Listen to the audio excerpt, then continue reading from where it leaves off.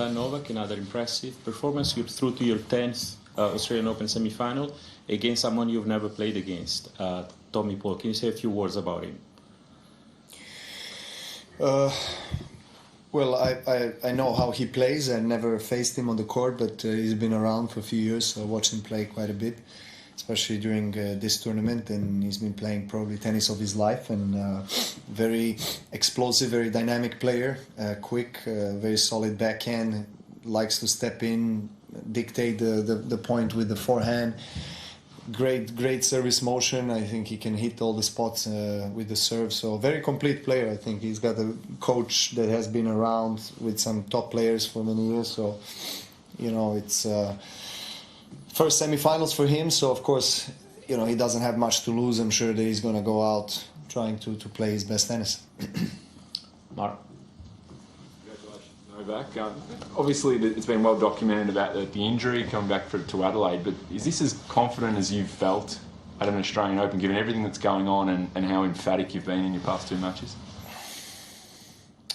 Well, I can't really say that this is as confident that I ever felt, because I've had some, you know, incredible seasons, years here in Australian Open, and some matches that are really unforgettable for me. Tough to compare, because I've been fortunate to really live through a lot of success in Australian Open. But last two matches, playing against two guys that are really good players, informed players, to beat them dominantly in 3 sets is something that is definitely, you know, something that I want in this moment, something that sends a message to all my opponents remaining in the draw. And so with this kind of game, of course, the confidence level rises, considering, as you mentioned, the circumstances. So, you know, I feel good on the court, better and better as the tournament progresses. I've been in this situation so many times in my life, in my career. You know, never lost the semifinals in Australian Open, and hopefully that will stay the same. Do you sense a greater determination this year compared with previous years, for whatever reason? Hamstring, what happened last year, age, whatever it might be? Well, I don't think that I lack determination. I always, you know, try to give my best, particularly in Grand Slams, because at this stage of my career, you know, those are the tournaments that count the most, of course. But you could say that there's something extra this year, yeah. You could say because of the, yeah, as you mentioned, the injury and, you know, what happened last year, and then I just, you know, wanted to really do well. And so far I have a perfect score in Australian hard courts, you know, in Adelaide and here, and I've been playing better and better, so I couldn't ask for a better situation to be in at the moment. Oh. With what Tommy and a couple other guys did here, what Francis did in New York, do you think it's good, important, maybe you don't think it matters for American men to be relevant in the top levels of tennis? Well, look, America for our sport is an extremely important country. So we have some of the biggest tournaments in the world played there, in the North American continent. I think it is important that we see successful American men and women doing well, and we have, you know, America is producing historically always, you know, top players, and now you have a list of maybe 4 or 5 young players that are, you know, knocking on the door of the top level. So I think that's great for our sport. You know, we want to see, you know, young successful players that are coming from a big country like America, of course. To James Yoppong about a guy shouting out from the crowd. I mean, it's happened in a few different matches now. Is it frustrating that it keeps happening? If it keeps happening, you know, it keeps happening. I mean, there's not much I can do about it.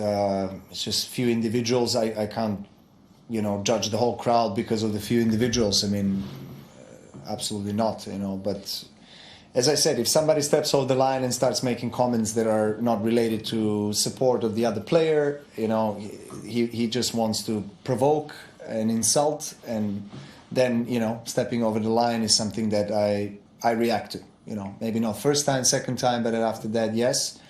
And then I asked the chair umpire to react, and after that, you know, I heard him, but he was supporting Rublev, and he was not making any bad comments till the end of the match, so I didn't have any complaints about that further on. I heard you sort of characterize other countries with a specific playing style. Do you think there's an American style?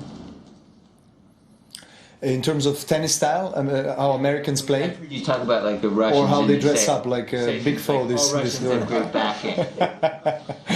The Big Foe's attire was a talk of the tournament. I think that North American style of tennis is different from Europe, Eastern Europe particularly, or South America. I think each part of the world has a different school of tennis, so to say, and style. How I would describe North American, it would be probably the kind of a style of tennis that is focused a lot on the powerful and accurate serve, and aggressive style coming to the net. And you know, of course, some of the biggest champions of our sport that came from the United States had different styles, like John McEnroe to Pete Sampras to Andre Agassi, right? Andre was probably the first guy that had returned so well and stayed back and not, you know, after Borg, and not coming into the net as much as, you know, the other guys that were doing, you know, 90% of the players were serving volleying. You know, nowadays you don't get to see that pretty much at all. So the tennis has evolved and has changed, definitely. The technology, the racket, the strings, the balls, the speed of the surfaces. Not so many years ago, you had 3 out of 4 slams played on grass. So, I think it was 88 or 89 was the last years that we had, you know, also Australian Open played on grass. So, a lot has changed. You know, it is the time where we have more sliding, more tennis from back of the court. You know, focused more on baseline rallies. But I think it's good, like somebody like Cressy, for example, from the United States, that you know, has a huge serve and basically comes in after first and second serve. It's nice to see that.